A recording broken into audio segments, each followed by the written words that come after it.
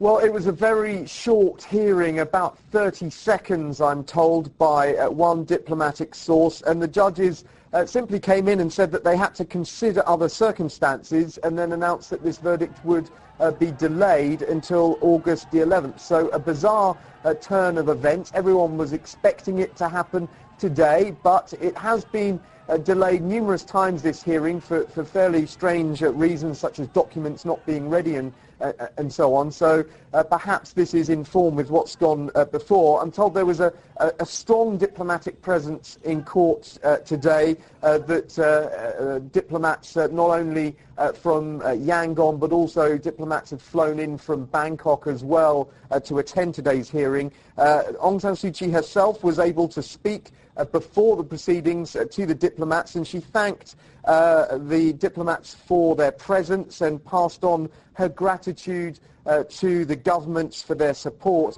And afterwards, after the delay was announced, she said she's sorry they'd been given more work. There was no real sense of sort of tension or anything in the courts, I'm told. It was all fairly mundane. Aung San Suu Kyi herself was allowed to walk in without any sort of handcuffs or guards or anything like that, all quite informal. Lawyers for both sides sat and sort of joked with each other and talked to each other, all very informal indeed, and seemed quite kind of mundane in a way, belying the gravity of the situation, perhaps because her defence and she herself knew that a guilty verdict is almost certain, so they're really almost just going through the motions here. I want to ask you, do you think we can read into this delay? Has there perhaps been a change of heart by the military junta? It's possible. I mean, it's so difficult to read the runes in Myanmar, in Burma. It's possible that they're having second thoughts about imposing this 5-year maximum sentence on her. It's possible that there's been some other, bureaucratic reason why they've delayed it. It's possible there's some backroom negotiations going on, that possibly pressure is being brought to bear on the regime, possibly by China, which has a lot of influence in Myanmar.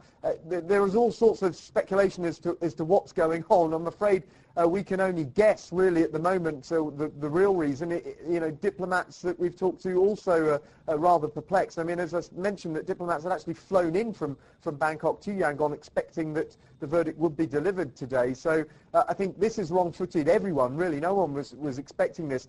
But as one person told me, it's notoriously difficult to predict this regime and to predict the politics of this regime.